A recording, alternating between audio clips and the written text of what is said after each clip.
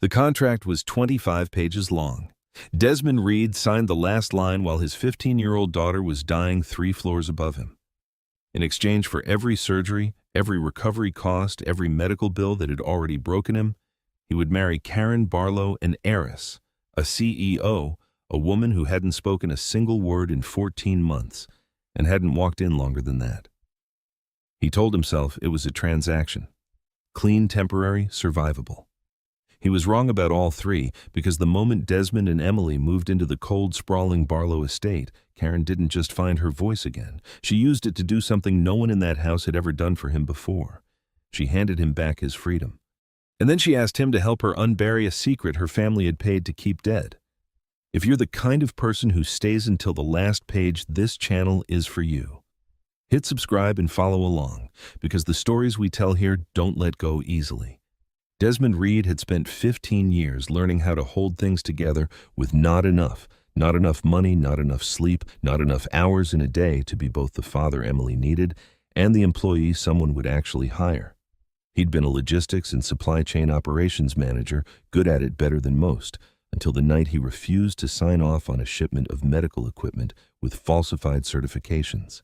The man who'd ordered those certifications never faced a single consequence. Desmond's name, however, ended up on an informal blacklist that spread through the industry the way bad news always does, quietly, completely, without any recourse. That was 2 years ago.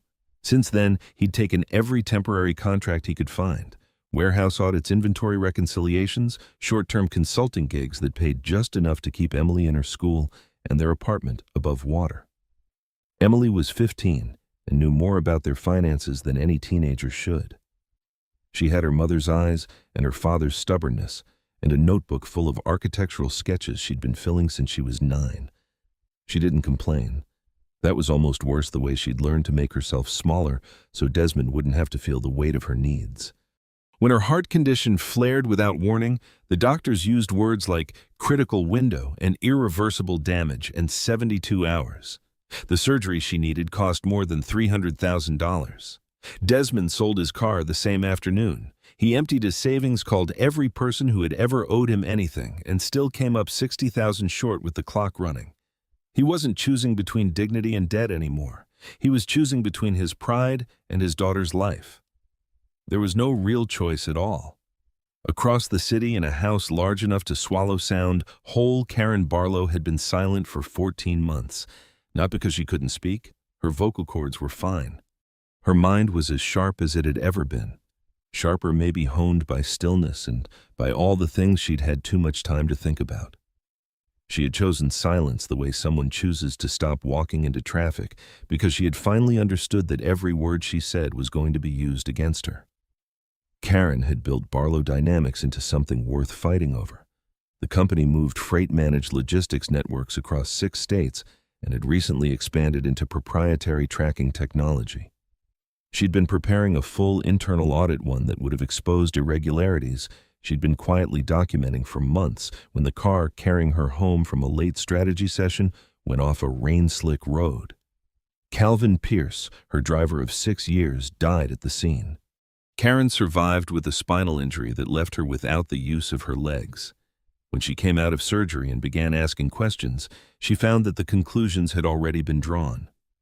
Calvin had fallen asleep at the wheel. The report had been filed. The file had been closed.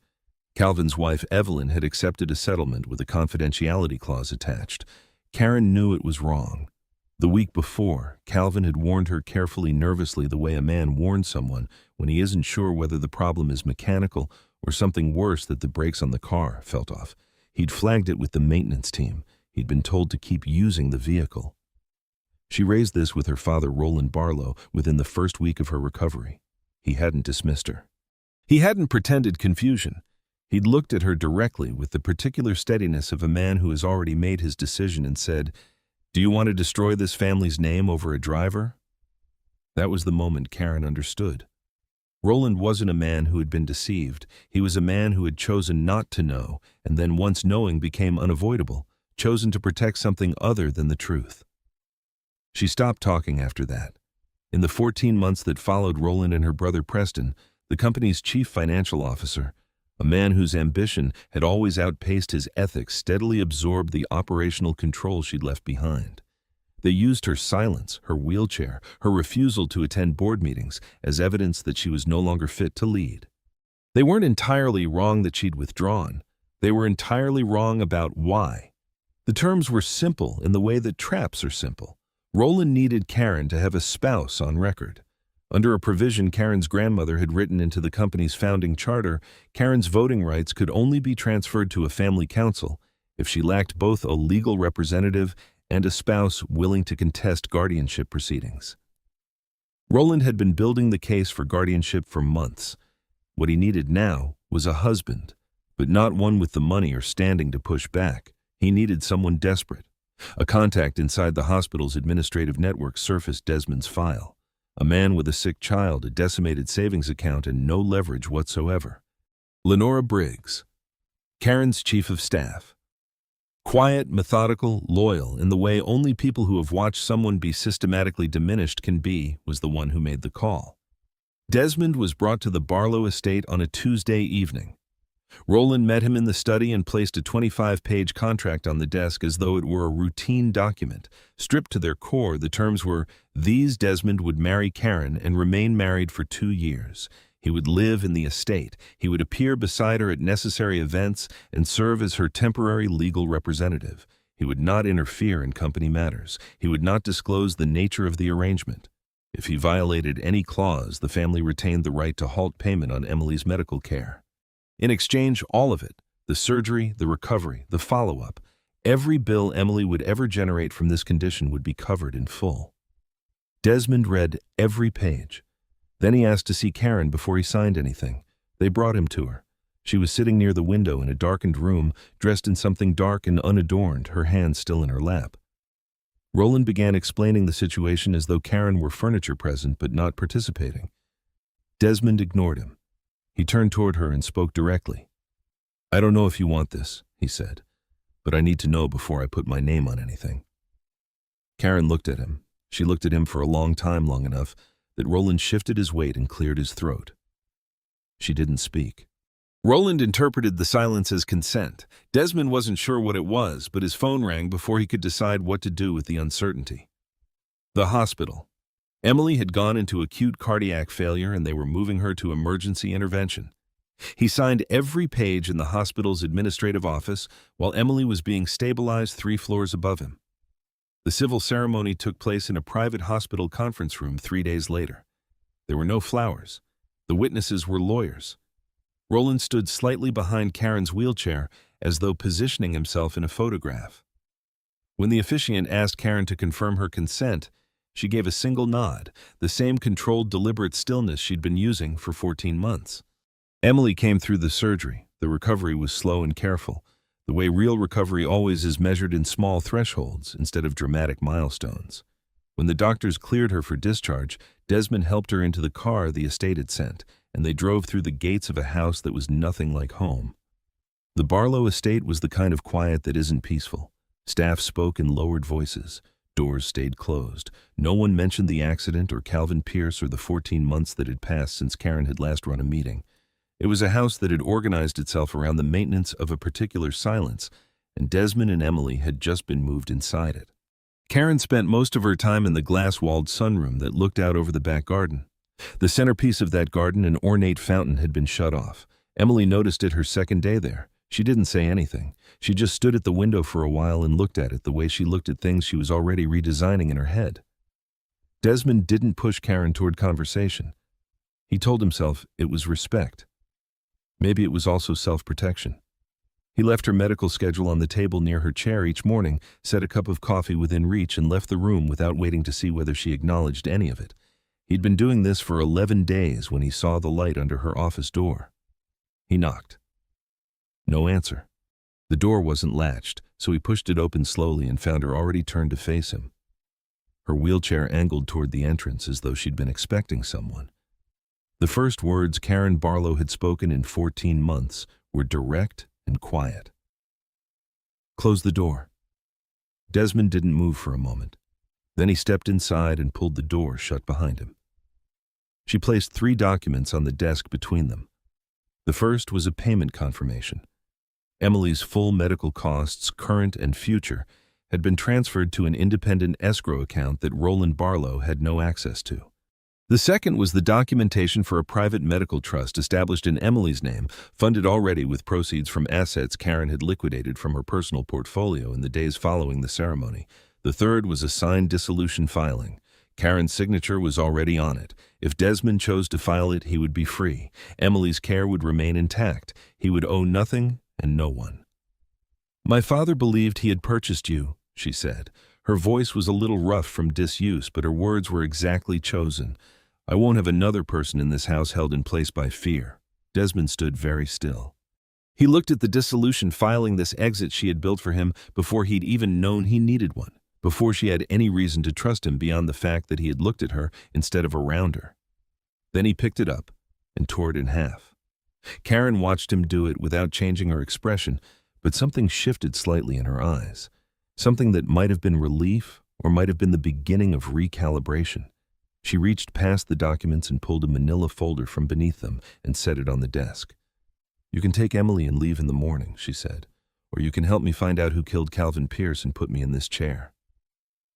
Desmond looked at the folder. He looked at her. He thought about the fact that she'd secured his daughter's future before asking him for anything. He thought about the contract he'd signed with no options left and the woman across the desk who had apparently spent her first days of marriage quietly making sure he had one. "Tell me where to start," he said. Karen set the terms clearly on the second night. She didn't need a caretaker. She didn't need someone to open doors for her or speak on her behalf, or position himself between her and whatever room she was about to enter. She needed someone who could read financial disclosures the way Desmond apparently read everything else, like the numbers were a language and the inconsistencies were an accent that gave the whole thing away. "I'll work with you," Desmond said, "but not if you're only giving me half the picture." She studied him for a moment. "That's fair," she said, and slid the first folder across the desk. They established a rhythm in the evenings after Emily had gone to bed and the staff had cycled out for the night. Karen pulled documents she'd been quietly retrieving from the company's archive systems through her own remote credentials. Preston hadn't thought to revoke because he hadn't believed she would use them. Desmond worked through them methodically, building out timelines, flagging discrepancies, cross-referencing vendor names against public business registrations. During the day, they maintained distance, not hostility, something more careful than that. Karen had spent too many years in a family where affection arrived preconditioned, where every gesture of warmth came attached to an expectation of compliance. She wasn't sure she remembered how to receive something freely given. Desmond, for his part, was wary of his own instincts. He didn't trust himself to distinguish between gratitude and something more complicated, and he didn't want to make a mistake that would cost either of them more than they could afford.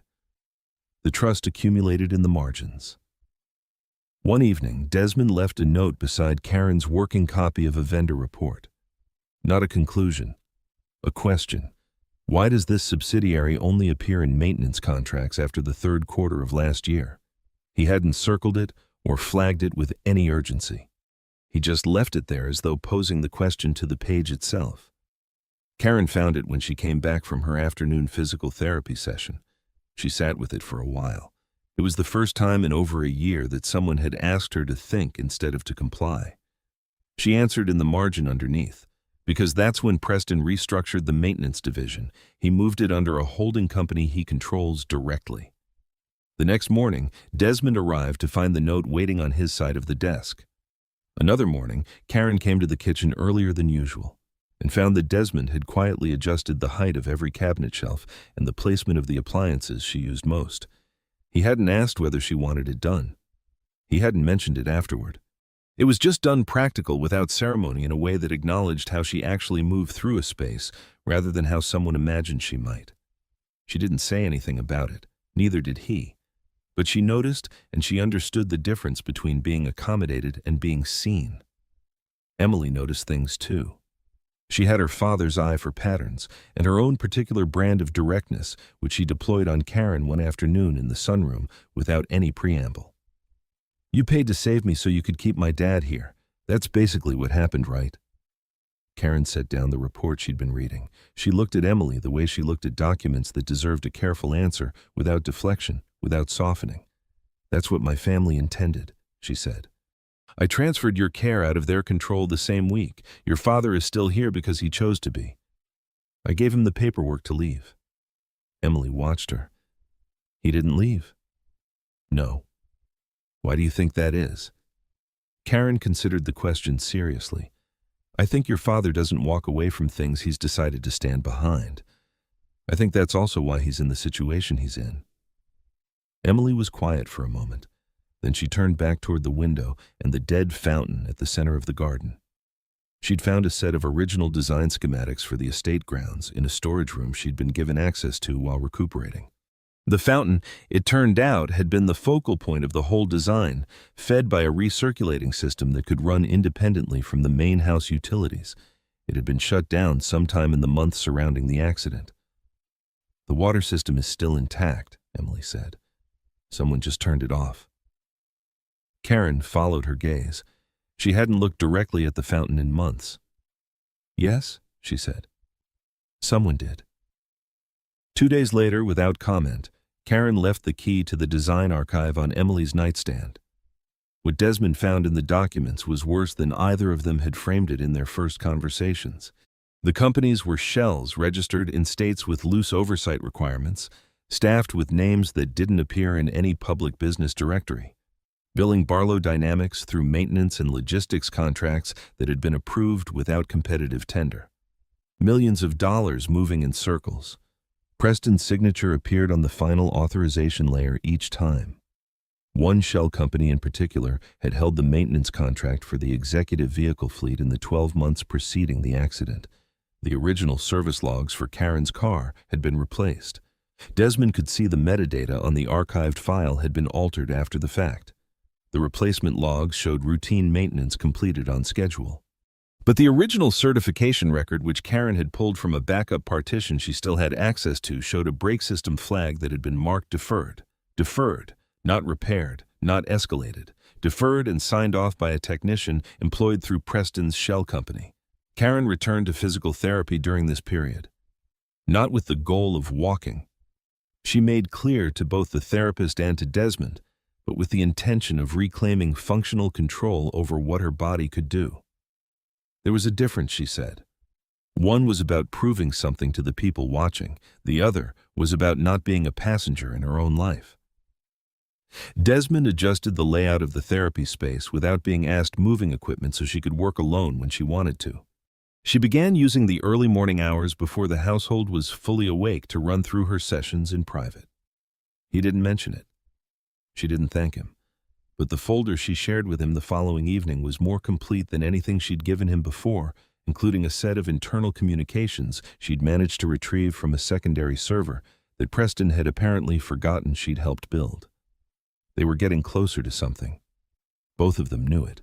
Emily found the recorder in a box of Karen's archived materials, a compact digital device Karen had used for years to capture notes during meetings she couldn't fully annotate in real time. She brought it to Desmond first. He brought it to Karen. Karen held it for a long time before she pressed play. Calvin's voice came through the small speaker with the particular quality of audio recorded in a moving car ambient noise underneath the slight compression of a built-in microphone. Miss Barlow, there's something wrong with the brakes. I reported it to the maintenance team and they told me to keep using the vehicle. Then a phone call received through the car's audio system. Preston's voice clipped and certain. Don't switch cars. Get her to the meeting on time. The recording ended. Karen sat without moving for close to a minute. Desmond waited. That meeting, she finally said, was where I was going to present the fraud documentation to the full board.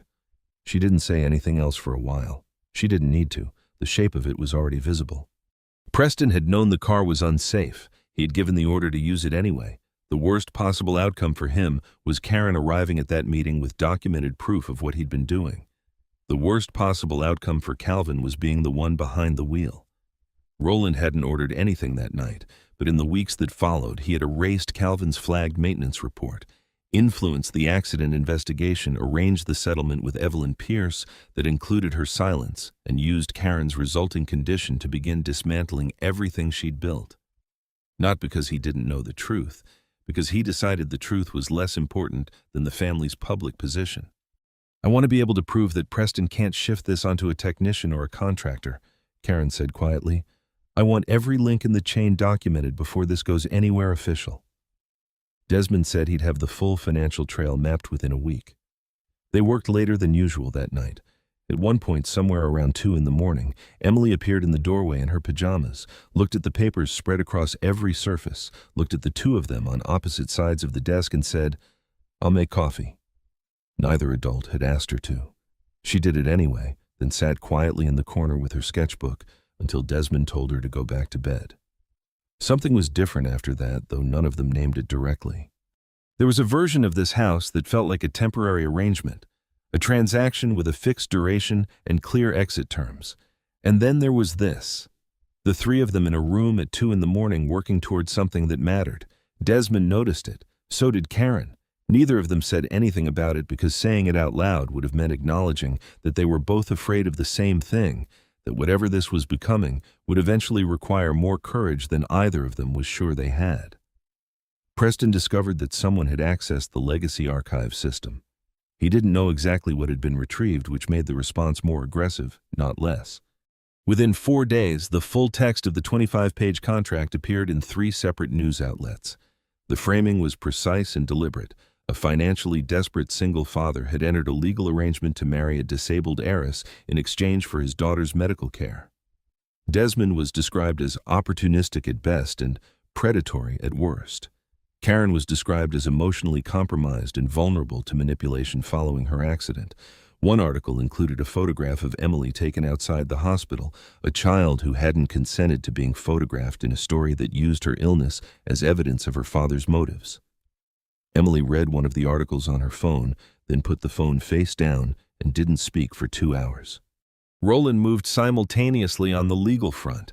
He filed a formal petition requesting that the court assess Karen's capacity to manage her own affairs, citing her 14-month silence, her withdrawal from company operations, her extended pause in physical therapy, her unconventional marriage to a man in financial distress, the transfer of personal assets into a minor's medical trust, and her recent unsubstantiated allegations against family members. At a meeting with the family's legal team, Roland was asked to review the audio recording that had reportedly been recovered. He didn't ask what recording. He asked who had found it. Lenora, present as Karen's representative, noted it carefully. A man who didn't know about the recording would have asked what it contained. Roland had asked who had it. He'd known it existed. He'd known since the night Calvin made it. Preston moved on Desmond directly. He arranged a meeting through an intermediary and presented the offer without pretense. A significant lump sum, a consulting contract through a Barlow subsidiary, a clean exit from any legal exposure. In return, Desmond would provide a signed statement affirming that Karen's mental and emotional state made her incapable of making reliable decisions. Desmond declined. Preston outlined the alternative: corporate espionage charges for accessing proprietary documents, professional ruin and investigation of the medical trust as a potentially fraudulent transfer, and civil liability for allegedly manipulating a protected individual. Desmond said no again and left.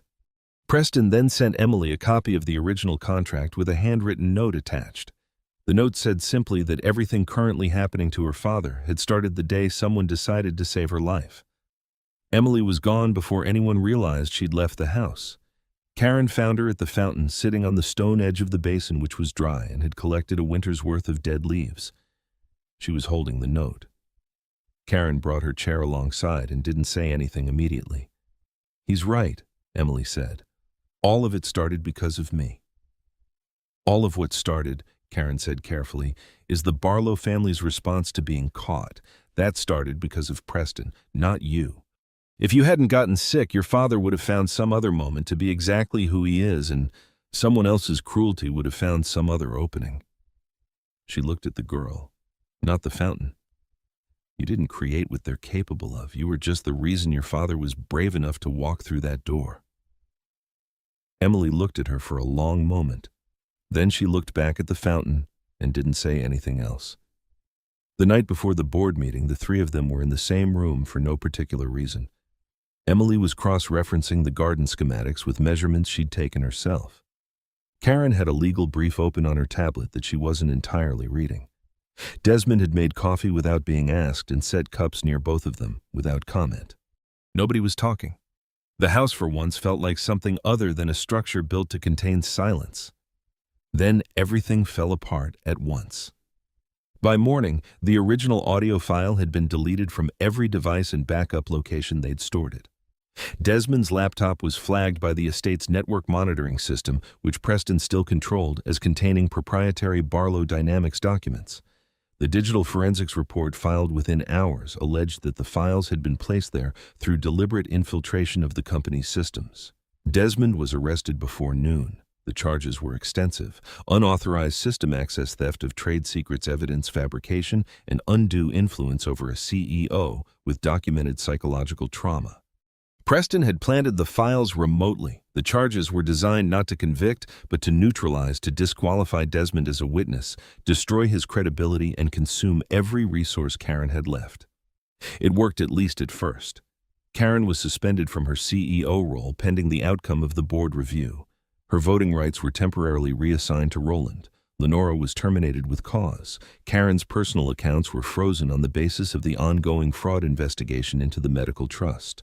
The estate reverted to family trust control, meaning Roland's people had access to every room. Evelyn Pierce called to say she couldn't testify. The settlement she'd accepted after Calvin's death included provisions that could strip her of the monthly support keeping her family housed and fed. She was sorry. She hoped Karen understood. Karen said she understood completely, and she meant it. Alone in the therapy room that evening, she tried to stand. Not because she had a plan, because she needed somewhere to put the fury that had nowhere else to go. She got her hands on the support rail, got her weight forward, felt the familiar unresponsiveness in her legs, and then her shoulder gave out and she went down hard on the floor. She didn't call for help. She just stayed there for a while. When Desmond was released on bail and came home, and he came home, not to a hotel, not somewhere else, he found her in the dark in her office, upright in the chair, not moving. She told him she was going to withdraw the allegations, sign over operational control, let Roland have the formal proceeding go uncontested. It was the only way to stop the cascade of damage before it buried him and Emily along with her. Desmond didn't argue with her. He walked to the desk, picked up the 25-page contract that had started all of this, and set it in front of her. "I signed that when I had no options left," he said. "The first thing you did afterward was make sure I had one. So don't sit here and tell me that woman has run out of choices." He wasn't asking her to fight. He was reminding her who she was before the fight became necessary. Karen looked at the contract. She looked at him. For the first time since she'd found her voice again, she didn't have an answer ready. They had lost the recording, the legal standing, the physical evidence, the protection of the estate, and the one witness willing to speak. They had also, somewhere in the middle of all of it, built something neither of them had a contract for. That was the thing Preston couldn't plant on anyone's hard drive, and Roland couldn't file away. Emily almost didn't go back out there. The garden was cold, and her chest still ached the way it did when she overdid things, and she had every practical reason to stay inside and let the whole broken situation belong to the adults who'd created it. But she kept thinking about the schematics, about the fountain's control housing the original structure, not the decorative basin everyone looked at, but the sealed utility compartment underneath the mechanism where the recirculating pump and the primary shutoff valve were housed. The original drawings showed a waterproofed access panel built into the base, a storage space essentially about the size of a document case. She didn't tell Desmond or Karen where she was going. She pulled on her coat, took the flashlight from the kitchen drawer, and went out through the side door. The panel hadn't been opened in a long time. The latch was stiff, and the seal had hardened, and Emily had to use a garden tool to work it free. But it opened. And inside, wrapped in a waterproof sleeve that Calvin Pierce had clearly sourced and placed himself, was everything.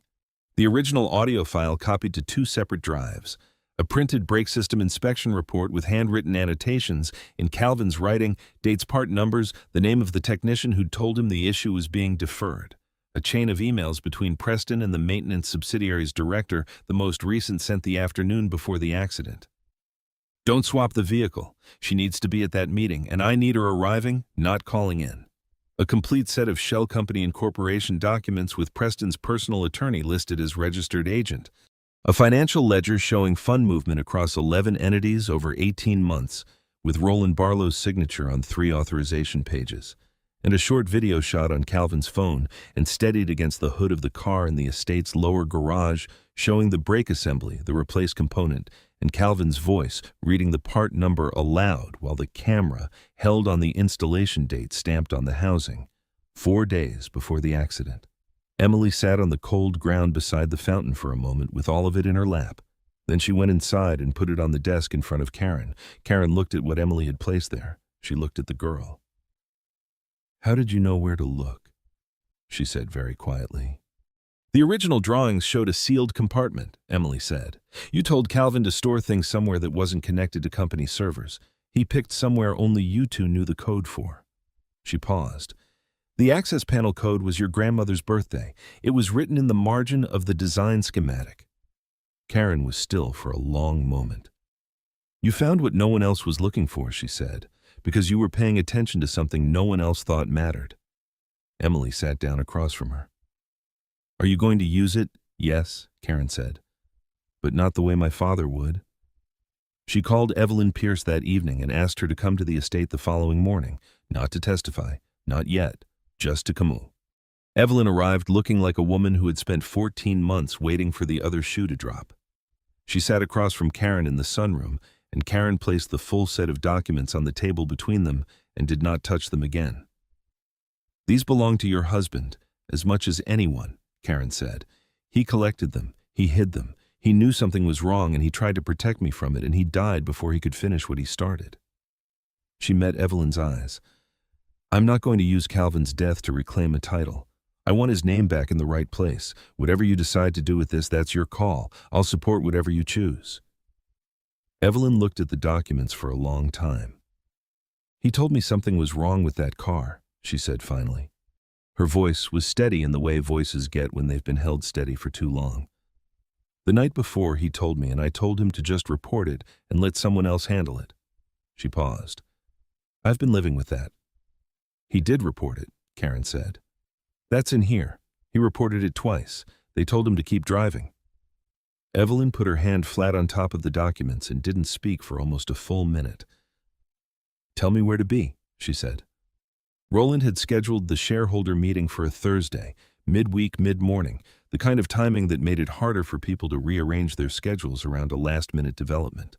The vote was intended to be procedural. Karen's suspension was already in place. Her accounts were frozen. Her legal representative had been criminally charged. The formality of removing her and installing Preston as CEO was supposed to take 40 minutes. It did not take 40 minutes. Karen arrived with Desmond, Emily, Lenora, and Evelyn Pierce. Roland looked at the 5 of them from his position at the head of the table and said with the particular authority of a man who has rehearsed his control of a room that Karen had no standing to address the assembly in her current legal status. Karen let him finish. Then she cited from memory a separate provision in the company's founding charter, one her grandmother had also written distinct from the guardianship clause Roland had used against her, that entitled any major shareholder to request a suspension of proceedings upon presenting evidence of fraud or the concealment of conduct that had resulted in a fatality. She was still technically a major shareholder. No one had managed to change that yet. "This is a disruption of legitimate corporate governance," Roland said. "Then let the record show I disrupted it," Karen said. Evelyn Pierce stood up. She said her name clearly stated her relationship to Calvin Pierce and played the audio from the drive Emily had found.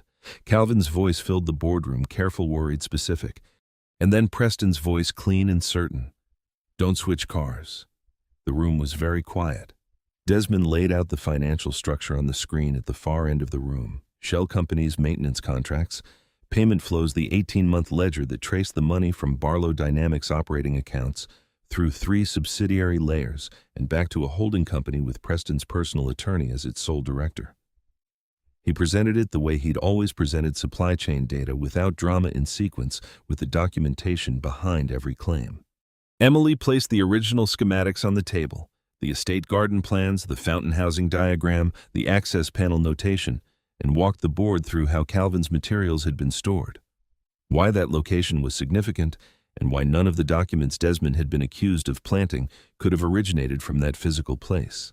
The chain of custody was simple. Calvin had put them there. Emily had retrieved them. The metadata on the drives predated any of Desmond's access to Barlow systems by more than a year. Preston said it was fabricated. He said it was a coordinated campaign against him, orchestrated by a man facing criminal charges and a woman who had lost her grip on reality along with the use of her legs. The video Calvin had recorded played on the screen. Part number, installation date. Calvin's voice reading both aloud 4 days before the accident. The room was quiet again. Roland looked at his son. Then he looked down at the table. Then in the way of a man who has been standing on a particular story for so long that the story has become structural, and who has just watched the foundation go out from under it, he said, "I didn't know about the car, not before. Afterward, I made decisions I shouldn't have made. To protect you." He turned to Karen. He looked at her the way he had not looked at her in 14 months, not as a liability to be managed, not as a symbol of a problem, but as his daughter. "You can't even stand up on your own," he said, and it came out not as cruelty but as grief. "How are you going to run this?" "Leadership has never been about standing," Karen said. "It's about whether you're willing to stand behind the truth. You knew that. You chose something else." She didn't look away from him, and she didn't try to rise from her chair. She didn't need to. The board voted. Karen was reinstated as CEO. Roland was removed from the board. Preston was stripped of his position pending criminal referral. The full document set was transferred to a federal investigator whom Lenora had quietly contacted 3 days earlier without announcement as a contingency. The guardianship petition was formally withdrawn. The charges against Desmond were reviewed by an independent forensic team that afternoon and dismissed within 72 hours once the remote intrusion on his device was confirmed and traced back to the estate's internal network during the window when Preston's team had still had access. Preston was indicted on 6 counts, including financial fraud, destruction of evidence, and criminal negligence, resulting in death. Roland cooperated with investigators in exchange for reduced charges and resigned from every company position he held. The civil case brought by Evelyn Pierce against Barlow Dynamics was settled, and the terms at Karen's direction were made public rather than sealed. Karen held a press conference 11 days after the board meeting. She sat at the table with a microphone in front of her and said Calvin Pierce's name 4 times clearly and on the record, and stated without equivocation that he had tried to prevent the accident, had been overruled, and had died as a result of decisions made by people who had then spent 14 months making sure his family couldn't say so. She apologized to Evelyn Pierce directly on camera. "You and your children lived inside a lie that my family constructed and maintained," she said. "I'm sorry I wasn't in a position to fight it sooner. I'm sorrier that I didn't find a way anyway." Evelyn, seated in the front row, nodded once. It wasn't forgiveness exactly. It was acknowledgement, which Karen had come to understand was sometimes more honest than forgiveness and more durable.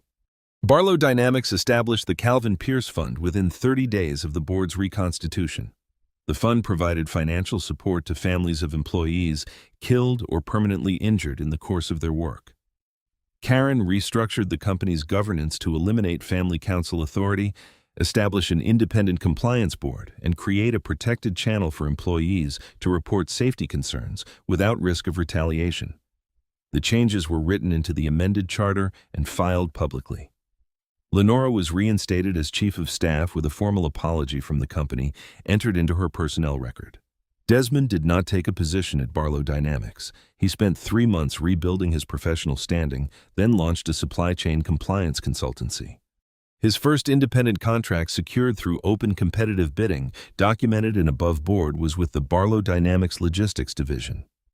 Emily went back to school. She submitted her fountain redesign to her architecture elective as a semester project and received the highest mark in her class. The project was also built the actual fountain in the actual garden because Karen approved the construction budget without anyone asking her twice. The water came back on in early spring. Emily stood at the kitchen window the morning it was tested and watched the basin fill and the jets rise and didn't say anything for a while. Then she said, "The east path drainage is perfect." "I know," Karen said beside her. "I told you to fix it." 2 years from the date of the original contract, the document expired. Karen placed a new dissolution filing on the desk in the office where they'd worked through hundreds of nights together. She placed it there and waited. Desmond came in, saw it, and stood looking at it for a moment. "This time," Karen said, "there's no hospital, no money, no leverage, nothing holding you here." There wasn't anything holding me here before, Desmond said. Not the way you mean. He reached into his jacket pocket and took out a ring box. He hadn't rehearsed anything. He'd been carrying it for 6 weeks, waiting for the right moment, and had gradually come to understand that the right moment wasn't coming because he'd been waiting for a version of certainty that didn't exist. Karen had taught him over 2 years that certainty was the reason people stayed put when they should move. He hadn't finished opening the box when Karen locked her wheels, placed both hands on the support rail along the side of the desk, and began to rise. Desmond went still. She'd been doing this in the early mornings for months, building the small, inconsistent, non-linear progress that didn't look like recovery, the way movies depicted it, but was real and was hers.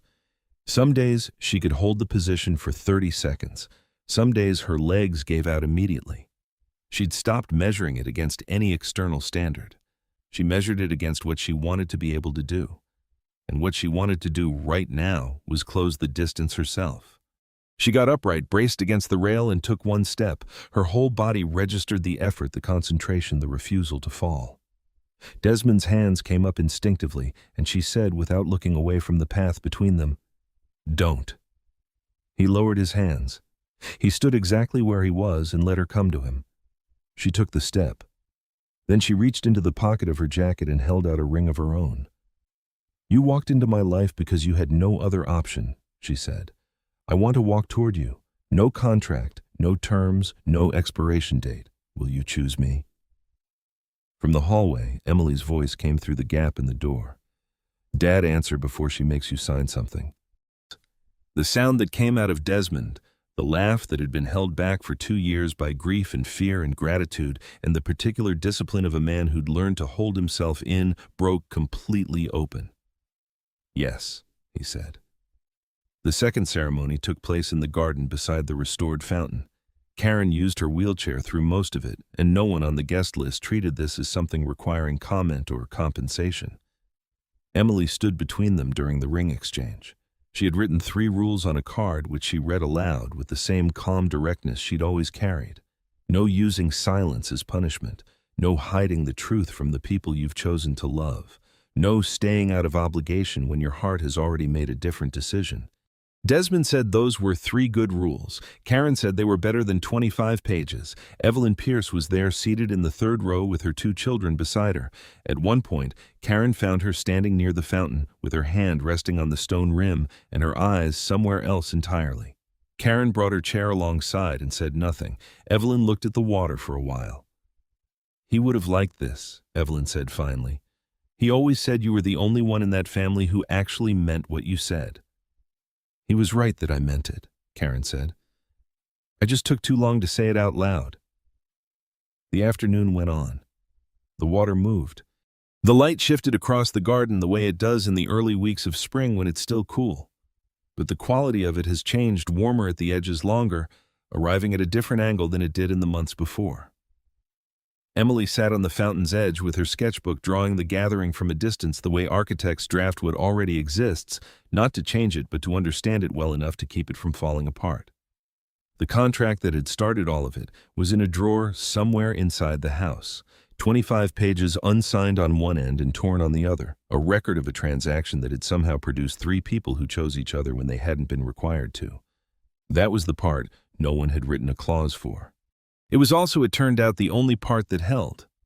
This story stays with you because it's about something real, the difference between being kept and being chosen. Karen didn't hold Desmond with money. She let him go. And that single act changed everything. Real love doesn't tighten its grip when things get hard. It opens its hand. It trusts. And sometimes, not always, but sometimes the person you released comes back and stays. Not because they have to, but because there's nowhere else they'd rather be. If that's the kind of story you want more of, stories about people who choose each other in spite of everything, then subscribe and follow this channel and tell me in the comments. Have you ever been set free by the one person you expected to hold on tightest?